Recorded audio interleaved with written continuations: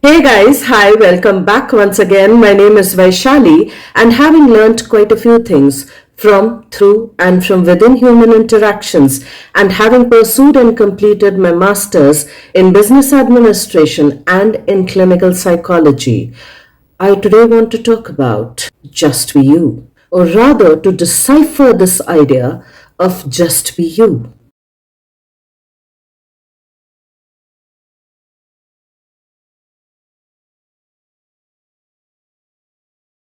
Which brings me to an interesting quote by Peter Crone, the mind architect, whose thought through this quote goes something like this: if it's not life threatening, it's ego threatening. So, what exactly does he mean by that? Is he saying that life and this ego, which is essentially the idea of ourselves, the root word for which is I, capital I, or even small I, the letter I, is separate, is different from life itself? Because through our own perception, at least to some conscious or unconscious degree, this I is associated as life itself. For if I die, my life also dies, right? At least that's what the assumption might go like. When I die, how does anything else matter because life through me dies? Or slash and the idea can also be through this quote that if it's not life threatening, it's ego threatening. And in a way, trying to tell us that if I'm not getting killed, if I'm not dying, quite literally physically dying, anything that threatens me, anything that feels like a threat to me, is essentially the idea and the identity that I have associated with this I.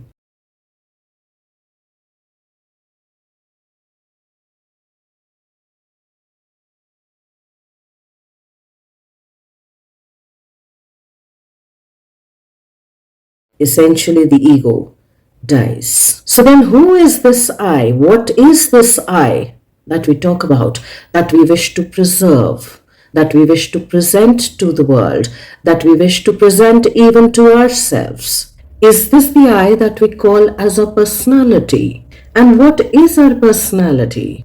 Is it static? Is it rigid? Is it just confined? Or is it very fluid and changing and evolving? Because quite naturally, when we talk about development, we also talk about personality development.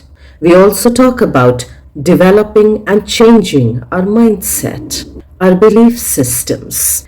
Now, this personality is also a combination of some inherent characteristics that we are born with and certain characteristics that we imbibe, that we learn, that we observe and absorb through our environment, through our family, through our culture, through our religion, through our historical identity, through our national identity.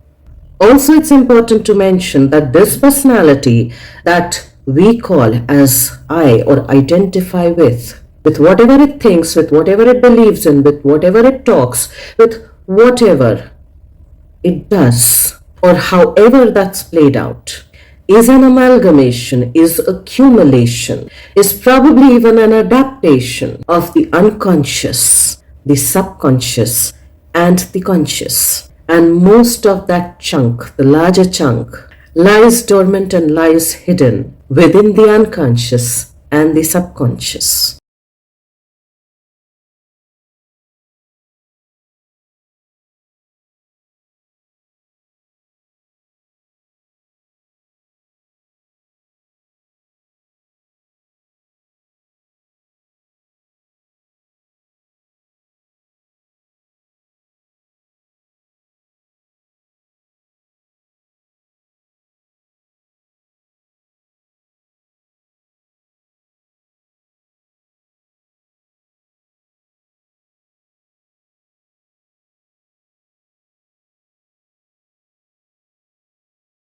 Now, let us take up a couple of examples over here to be able to understand that. I had given this word to a few people and I had requested them to pronounce it for me. I noticed a few things here. There were some people who pronounced the word as stare, T-E-A-R, tear. And there were a few people who pronounced the same word as steer, T-E-A-R, tear. Now the meaning of both the words stare, which is farna, and the meaning of the word T-E-A-R as tear, which becomes asu, is very different. What I also noticed was that while this word was given in a classroom, when somebody first said the word, say tear, they said it very softly, very hesitantly, almost in a way questioning if they were right or wrong. There was somebody else who then also said tear. The third person also said tear. The fourth person also said tear. And it looked like a ripple effect wherein 4 or 5 people were having the same thought, the same pronunciation with regards to the same word. And yet, when somebody else said it as stare, pronounced it as stare, other people started saying the same word in the same manner, tear, tear, tear, tear, which in a way also tells us a few things. Humans and human thoughts and words and emotions are pretty contagious. When one person says it, the others follow suit. It's a crowd mentality, it's a mob mentality, which goes on to tell us that we are a social species and the need to belong in a group or in a group of people is so high in us that at times we can begin to question our own thoughts, like the first child did when they very hesitantly said, dear, that we begin to blindly follow and imitate people around us. And of course, all this is happening unknowingly, subconsciously. That we even begin to doubt, not as a healthy skepticism, but negatively doubt our own first initial thoughts. Just like pronouncing the word tear, when this person went on to hesitantly say tear, and it then gets carried forward, so we try to fit in ourselves to have a sense of belonging. It also tells us that many a times we hesitate to take an initiative, and even when we do that, we are hesitant, we question ourselves. We don't want to feel embarrassed, shameful, rejected, and abandoned by the group. That group can be our family, our friends, our community, our organizations that we work with or that we are associated with, that can hamper our social image, which will then need to be redeemed or reinvented right from the scratch all over again. And yet there's a part of us that wants to be the leader, who wants to take the initiative to say, or even to hesitantly say, dear. Now, with regards to the second example, I can take this particular book written by Andre Agassi, a legendary tennis player. Now, of course, an entrepreneur. The title of the book is Open. Now, the title of this book, Open, can to some people signify Grand Slams. The many big tournaments like the Wimbledon, the French Open, the Australian Open, the US Open that they need to play throughout the year. Or to some other people, it can be about opening one's self up, being completely vulnerable with oneself through this book, opening up their minds and their hearts for the world to see. And for somebody else, it can be both, and an amalgamation of the both as well. So just like TEAR can both be tear and tear, and open can both be about the grand slams that he played, that he won, that he lost miserably, or plus and. It can also be him being very open, being very vulnerable, being very raw with his own inner world and his interpersonal world that affected his inner world. It can be about daring to be open, to be vulnerable, wholly and completely, with full understanding and accountability of the criticisms and of the praises, of the shameful attacks, of the condemnation, and of the praise, and also of the grace. to be able to hold all of that together and then to become open about it, wherein it then shows how the person is taking whole ownership of their personality, of the formation of their personality, and also of the transformation of their personality. It kept changing, at times feeling stuck, at times feeling stifled, at times feeling pulled back, at times feeling obstructed, and at times even deliberately taking up the challenges to be able to rise above one's own fears, that one needed to address their fears, one needed to address their embarrassments, one needed to address the aspects that made them feel ashamed of themselves. Because without that ownership, this kind of openness, this kind of uninhibited openness, with compassion, with grace, is difficult to achieve. So, who is this I? When we talk of our personality, is it the one who said, dear, with a little bit of confusion, with a little bit of hesitation,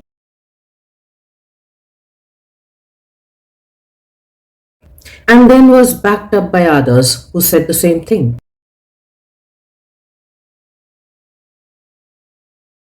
Or was it the one who said, dare? Is it the one who functions very independently without feeling pressurized by what everybody else is doing, without feeling confined by what everybody else is thinking, without feeling the need to fit in to feel belonged within a certain group? Now, that group can be a family, a community, a school environment, a workplace environment, or any other environment.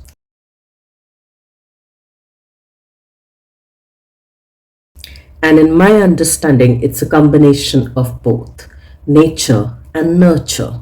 Nurture being the environment, not necessarily being nurtured in the most appropriate, in the most optimal manner, but nurture just meaning the environment that we grow in. And from that aspect, our personality needs to adapt, needs to shift, needs to change in order to firstly get a sense of belonging and thereby get a sense of safety. And then also at times it needs to adapt, to evolve, and to change in order to outgrow its earliest adaptations.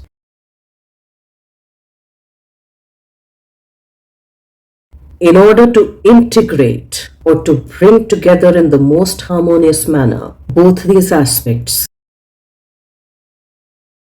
of ourselves. So when we say just be yourself, who is this self that we are actually talking about? Because this self, in my understanding, or this personality that I call as myself, has at times lied, has at times been truthful,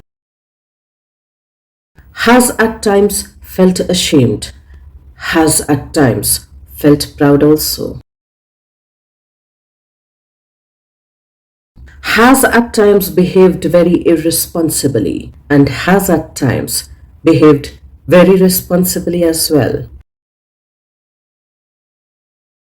has at times complied, and has at times revolted and rebelled as well, has at times shut down and has at times exploded as well, has at times justified its wrongdoings and has at times owned up and took accountability of its wrongdoings, has at times been very meek and has at times been very courageous as well, has at times stood out from everybody else and has at times abandoned all of those in order to fit in within a group, has at times wanted to be the good girl, the good woman, and has at times also been the bad girl, the bad woman, has at times also been very loving and considerate and respectful, and has at times been very disrespectful, been very inconsiderate, and been very mean towards its own self and towards others as well. So when it's said, just be you, who is the you that we are talking about over here? Is it just an idealized version, or is this a combination of both? Or is this the one that plays very subservient, that plays like a victim, that plays the role of a helpless, hapless individual? Is it the one that's too arrogant, or is it the one that's too humble? Or is it a combination of both? And in my understanding, when all of these people, be it Andre Agassi through Open, who has vulnerably shared his progress and his progression in life, his evolution in life, through sharing all of his triumphs and his miseries, or whether it's Anita Moorjani who's written Dying to Be Me, the whole me, the all of me, quite literally stating that she was dying to be her whole self and not just bits and parts of it. To then start living her life as an author, as a public speaker, as a motivational speaker, and probably even as a coach. Which brings me to another book by Martha Beck, The Way of Integrity, which essentially talks about the same thing, said a little differently, wherein she talks about aligning, harmonizing, bringing together our thoughts, our words, and our actions,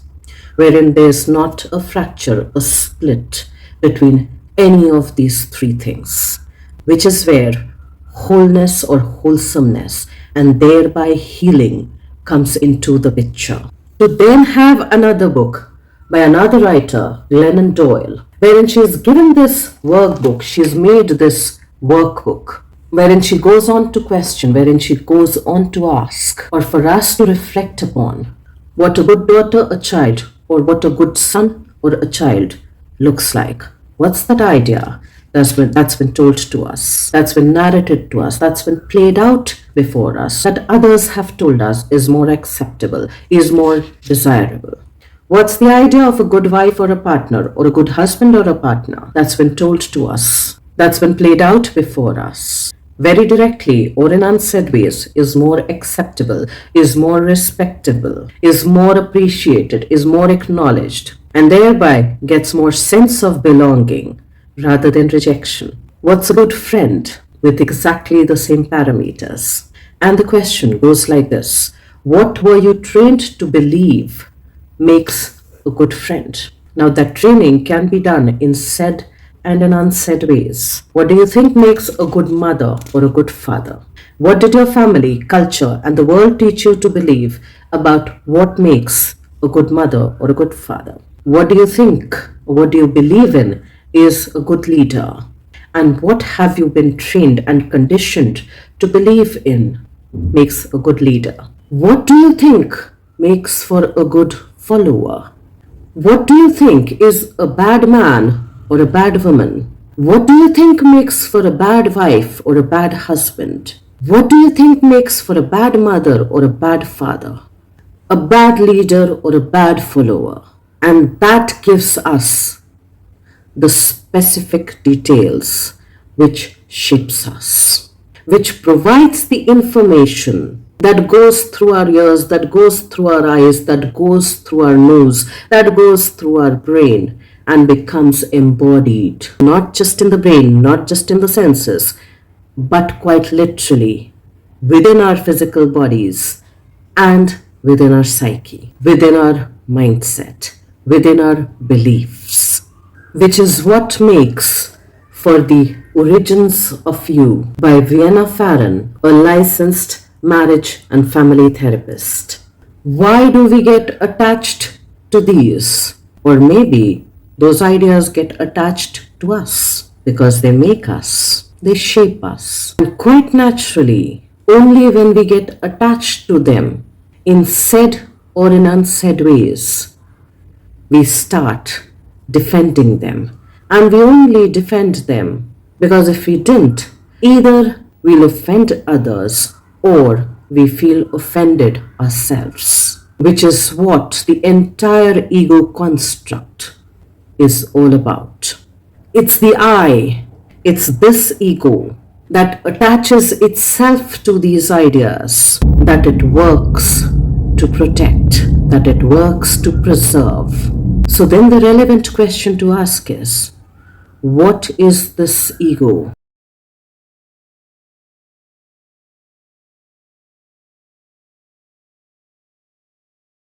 trying to protect?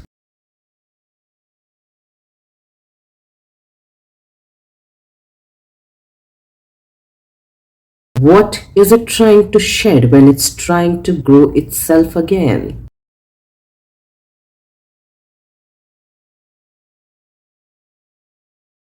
Because unless we do that, self awareness is quite difficult. And when self awareness is difficult, self compassion and self love also becomes challenging. Also, then just remains superficial. Because without self awareness, self acceptance, the whole embodied acceptance does not occur, does not take place. And if we can't accept the whole of us, we can't naturally love the whole of us. We can't naturally understand the whole of us. So, once again, what is this trying to protect and preserve?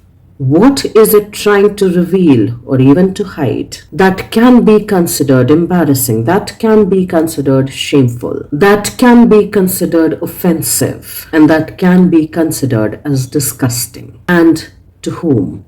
By whom? Let's try and reflect on all of those questions. Let's try to gain more insight and thereby more awareness about ourselves so that we at least begin the journey of self acceptance even before we talk about self love. Let's try and do that for ourselves, and I will see you once again the next week. Till then, stay tuned in. And guys, if you do like the contextual content of these videos, please do like, share, and subscribe.